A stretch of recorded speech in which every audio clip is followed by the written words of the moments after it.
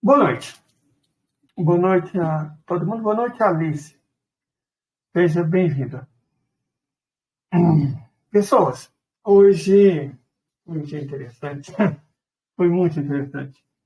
Eu acabei perdendo o tempo, que eu nem tenho tanto assim, discutindo com desconhecido da internet. Que é o maior erro que a gente pode cometer nas redes sociais. Né? O negócio da Cleópatra. É muito fácil cair na armadilha, cara.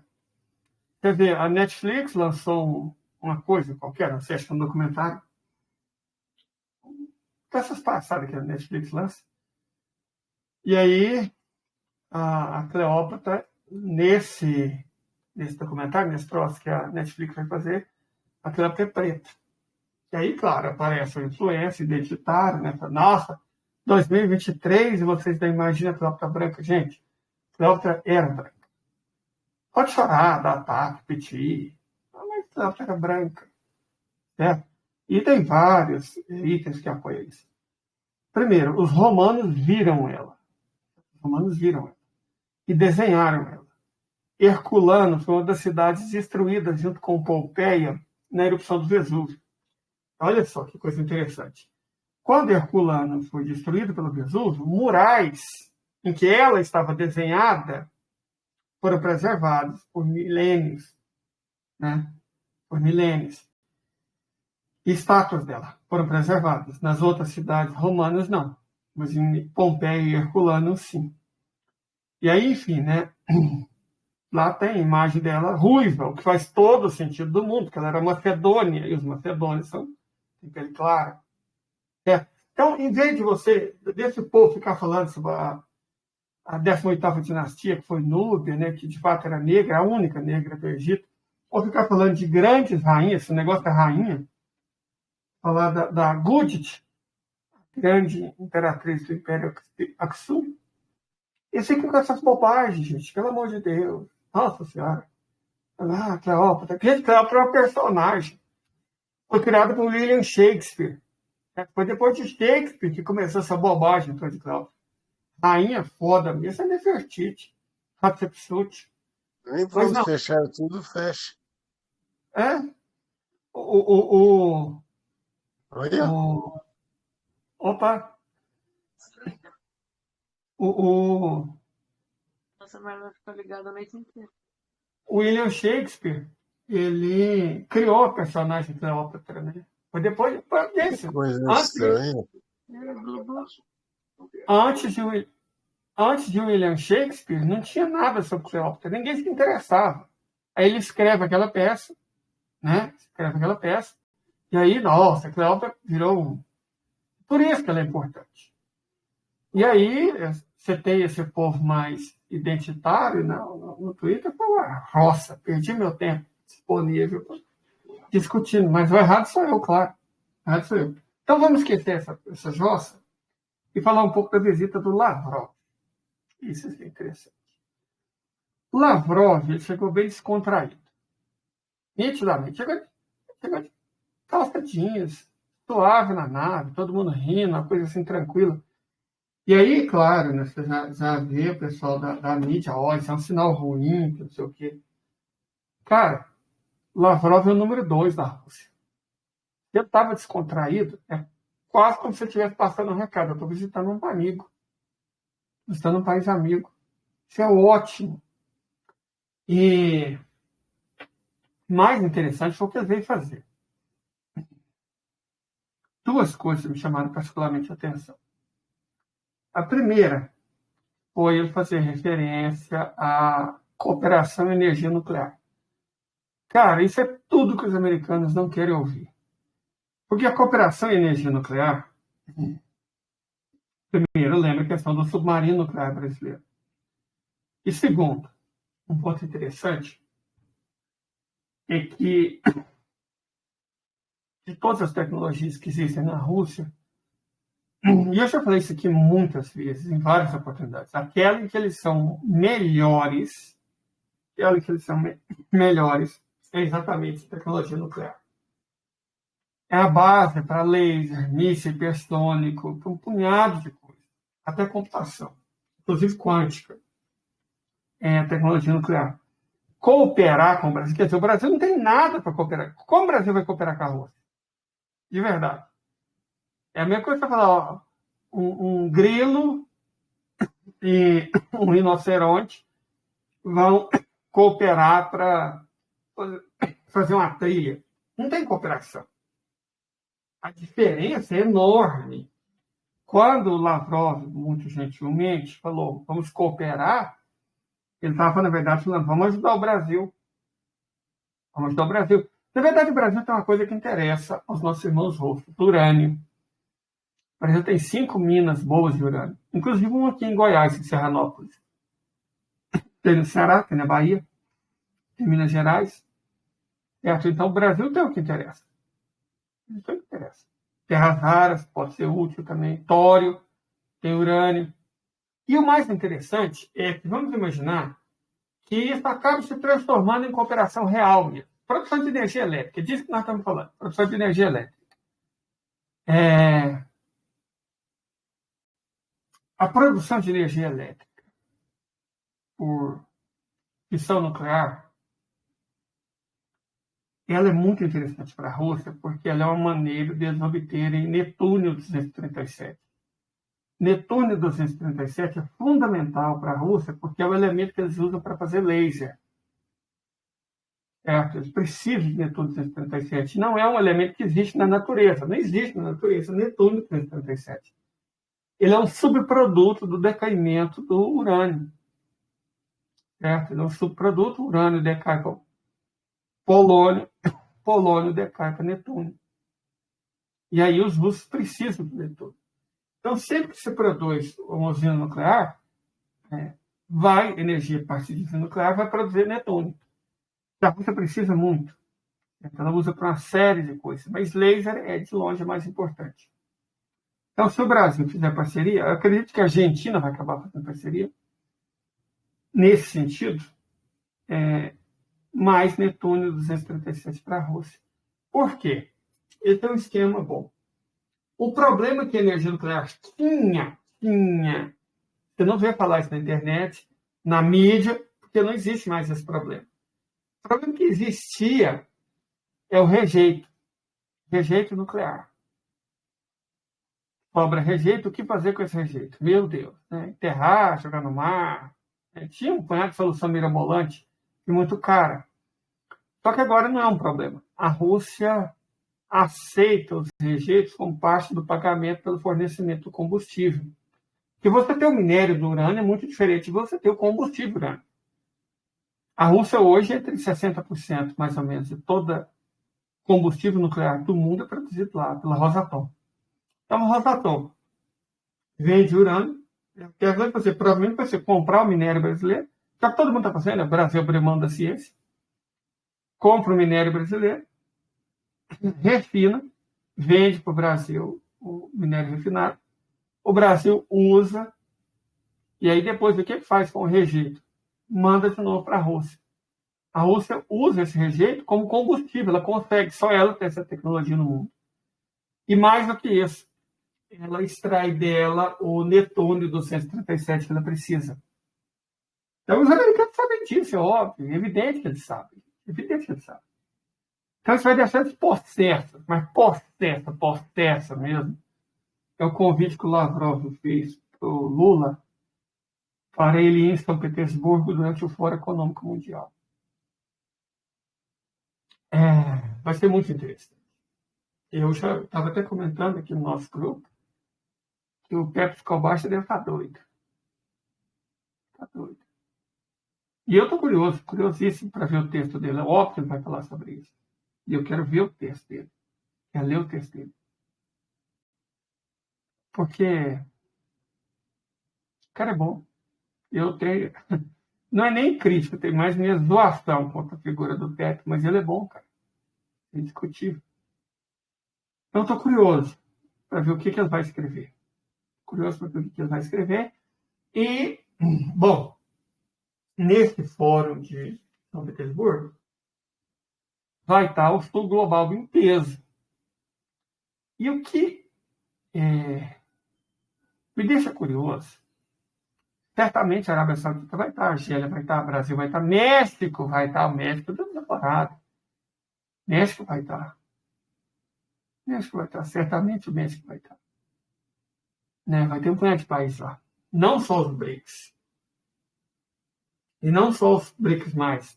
A Arábia Saudita, Irã, certamente a Arábia Saudita está lá, vai ser uau. E ela vai estar, escreve o que eu estou falando, ela vai estar.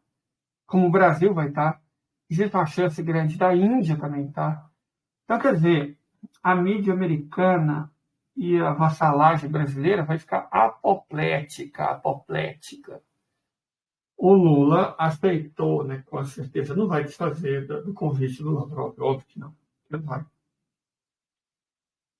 Vai ter uma discussão muito importante no mundo em maio, agora, daqui a 2 meses. É um fórum da ONU sobre desenvolvimento. Espera-se que a França e, sobretudo, a China seja grande. Né? Essa aliança da França, eu não diria que ainda é aliança, mas esse afastamento da França em relação aos Estados Unidos e essa aproximação com a China, eu creio que vai ser em maio. Maio está aí, gente, fala sério, nós estamos no dia 17 de abril. Daqui a uns dias vai ter esse fórum de desenvolvimento econômico. E o Macron não recuou 1 centímetro, não voltou para trás, não desfez o que ele falou. Ele está sustentando a lógica de soberania da Europa, desdolarização e tal. Ele está sustentando o que ele falou.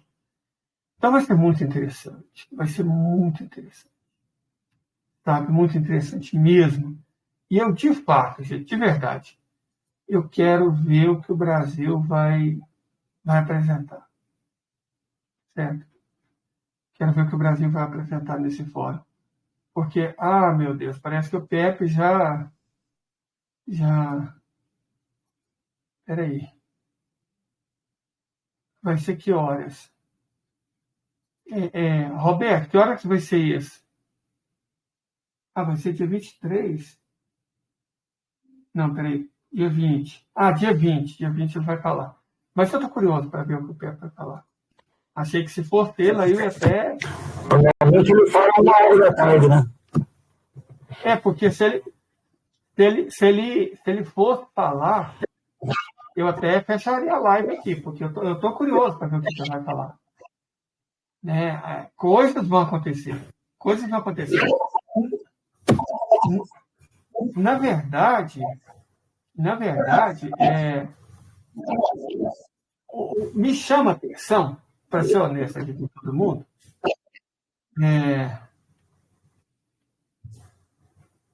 a capacidade de algumas pessoas têm de sintetizar o que está acontecendo.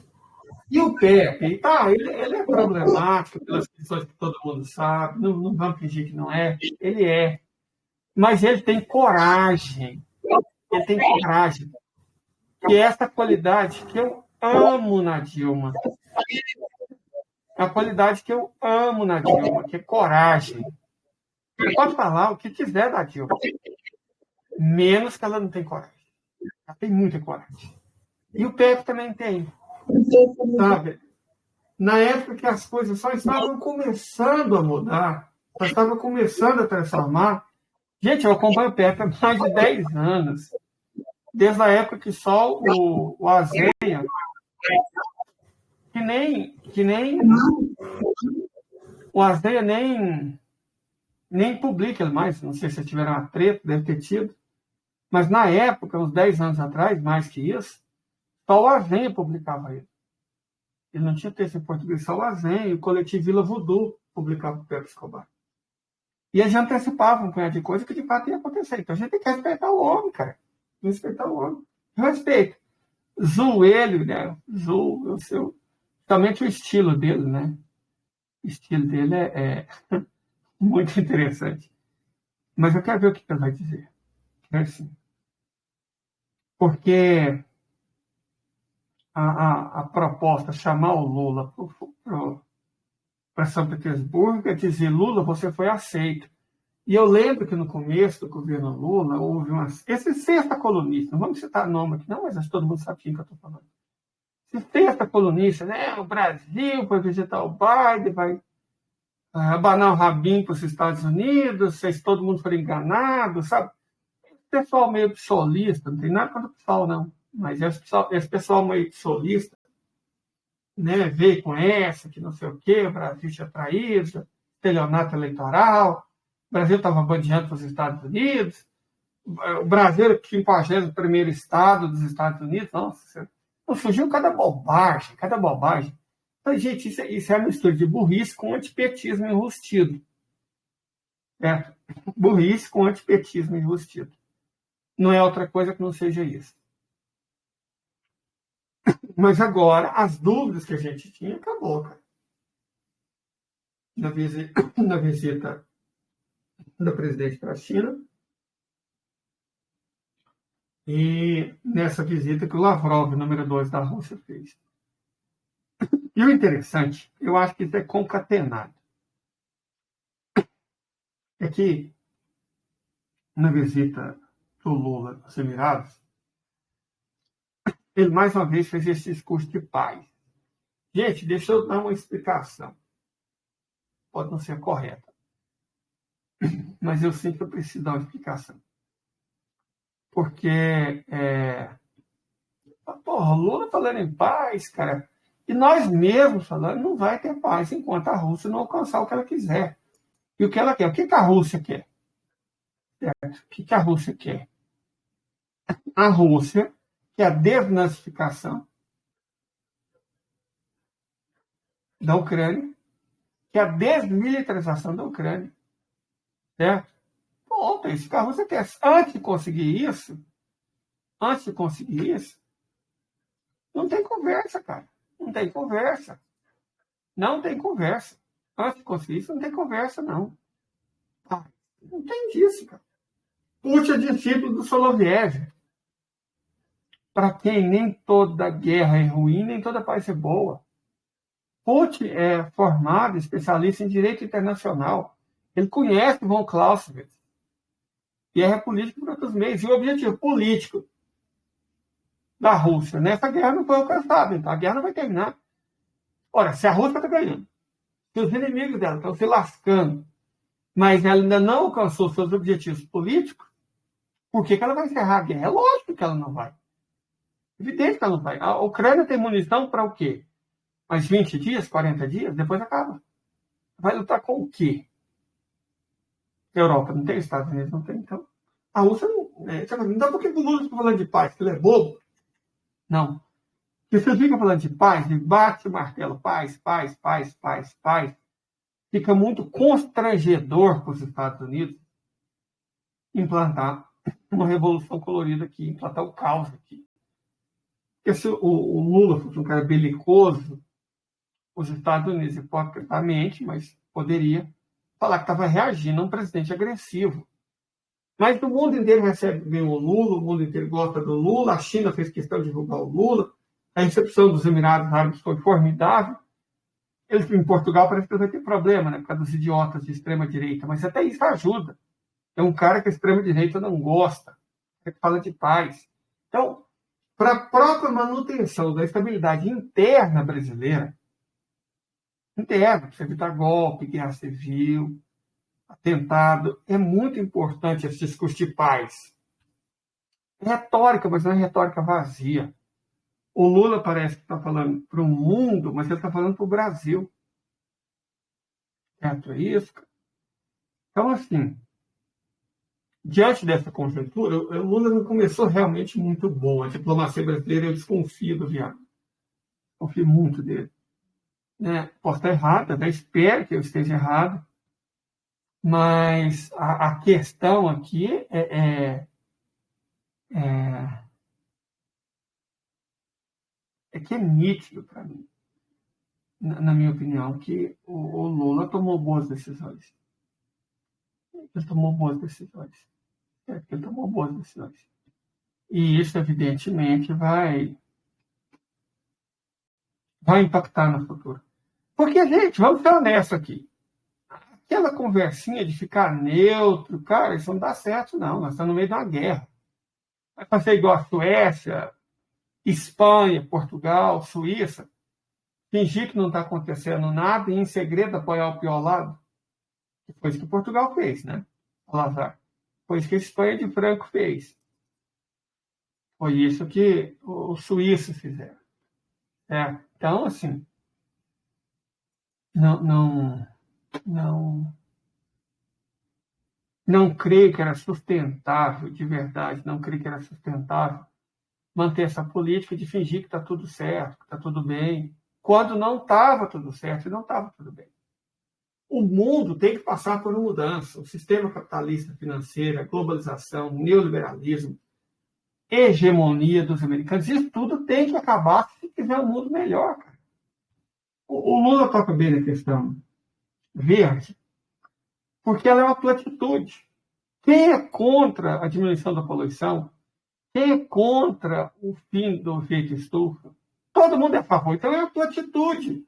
O Lula toca em assunto que não ofende ninguém e atrai admiração. Para fazer um golpe contra ele fica muito caro. Porque você está falando de, está falando de preto, de mulher, é isso e aquilo, é isso aí, igual muitas pessoas, né, cara, um miliciano de raciocínio limítrofe, com cabeça oca, inútil, preconceituoso. É fácil ignorar o Brasil e dar um golpe no Brasil. Mas com Lula no auge da sua popularidade, falando em paz, cara, quem vai se arriscar? Narrativa, semiótica é uma coisa muito importante. Semiótica é uma coisa muito importante. E essa arte o Lula domina como poucos. Ele domina como poucos. Para ele ser convidado para o Fórum de São Petersburgo, que é a Davos do Sul Global, é uma coisa extraordinária. Extraordinária. É como se ele estivesse falando, eu vou dar um tapa na cara de vocês e vou lá para o país do cara que vocês injustamente, cara, acusar o Putin de sequestro de criança. O que passou desses imbecis? O que passou na cabeça desses idiotas em raia? Que palhaçada! Nossa Senhora! Mas está meio difícil, complicado, ele vir no Brasil, porque querendo ou não, nós somos signatários daquela merda. Tá fácil o Brasil ir lá. E ele mandou o número 2 aqui. E o Lula vai lá, cara. O Lula vai lá. E aí, eu mantenho minha previsão até agora que a parte calma no sistema vai ser em outubro. Portanto, 3 meses, 2 meses e meio depois do encontro em São Petersburgo. Certo? A China está fazendo um trabalho econômico fantástico, a Rússia também, um trabalho militar extraordinário. Os aliados estão chegando, estão se fortalecendo, a Arábia Saudita se afastou do caminho do mal. A Turquia, bem ou mal, também está na dela.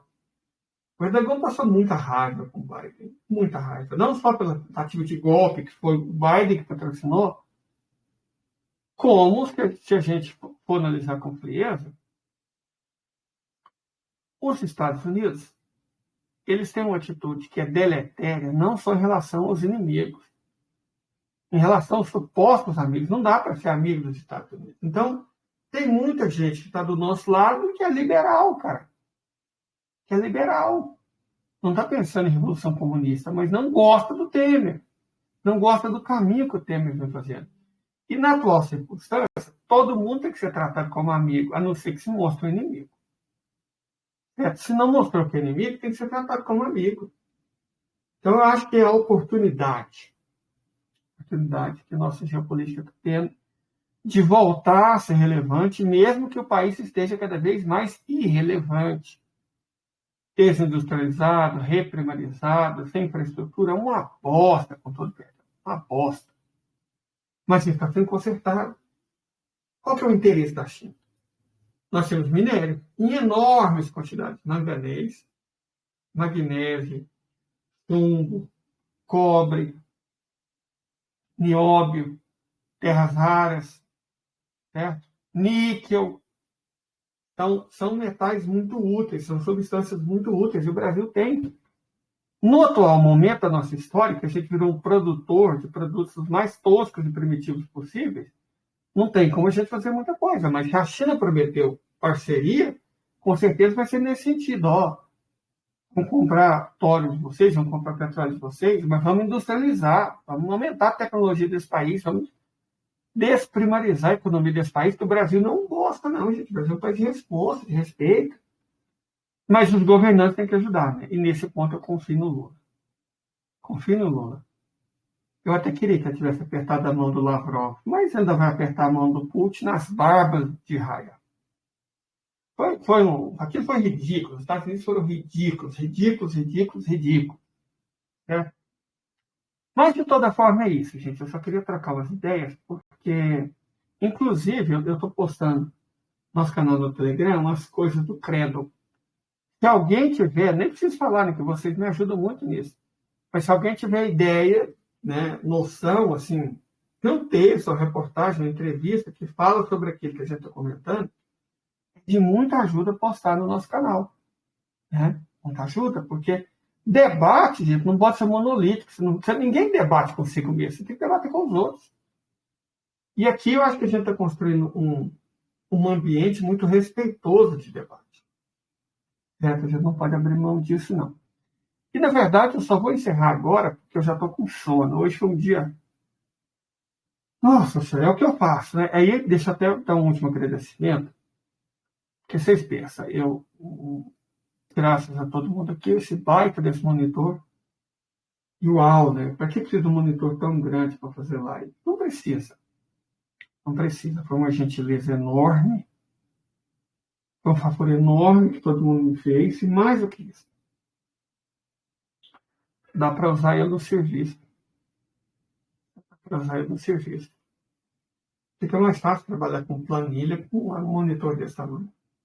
Então, eu ganhei tempo. E assim, eu escrevo um pouco, vou atrás de alguma coisa, posso, escrevo mais um pouco, aquele trabalho meio de formiguinha. Praticamente terminei. Então é isso, gente. Eu só queria se bem que não. Eu quero ver o que está acontecendo no Irã, só que não vai ser agora.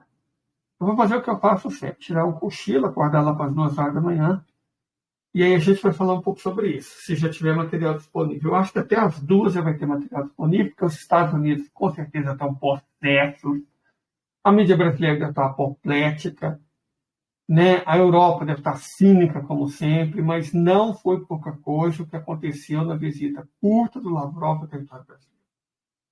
Não pode de forma alguma ser subestimado. Não pode de forma alguma ser subestimado.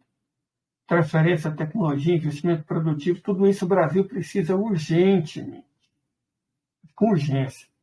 E os períodos Temer e Bolsonaro destruiu esse país. Vamos ser honestos aqui. Agora, a gente não pode ficar chorando, a gente tem que reconquistar nosso próprio país para a independência e prosperidade do nosso próprio povo. Porque está difícil, gente. Está difícil. Não digo que vocês não, está difícil. Eu sou pobre. E eu não estou falando isso não, porque é uma constatação estatística. Eu pertenço às camadas mais humildes da situação. E aí eu vejo a dificuldade de comprar uma carninha de... Ovo não dá, tá R$1 o ovo em Goiás. R$1 o ovo em Goiás. Não é um estado urbano. Quer dizer, na verdade, 95% mora na cidade. Mas é um estado com a produção agrícola e pecuária extraordinária. Tem uma granja enorme no município de Pires do Rio, com 20 mil galinhas. Como é que o ovo chega a R$1 a unidade? Que loucura! Então está difícil para as pessoas mais humildes da sociedade. Está complicado. E isso é perigoso. É perigoso. O Lula está andando em cima da corda bamba, com brasa embaixo dele. É por isso que eu evito crítica ao presidente. Até crítica ao governo eu estou evitando. Mesmo quando eu falo uma coisa que tem que ser urgentemente feita, como a abolição da Lei Candir, abolir a independência do Banco Central, eu sei que o Lula não consegue fazer isso, porque tem o Congresso. Então, eu sou compreensivo. O escopo do que o presidente da República pode fazer. Muito compreensivo. E espero que, como se diz aqui em Goiás, no balançar da carroça, as abóboras se ajeitem e fique tudo bem. Certo? Então, gente, é isso. Hoje está uma noite miseravelmente quente. Nossa, tá difícil. Vou até tomar outro banho. Então, boa noite a todos vocês. Tenham um dia excelente. Muito obrigado pela audiência aqui de todo mundo. E até a próxima, gente. Até a próxima. Eu estou gostando desse... Na verdade, estou gostando muito desse monitor. Dá até descrença desligar ele, porque é bom demais.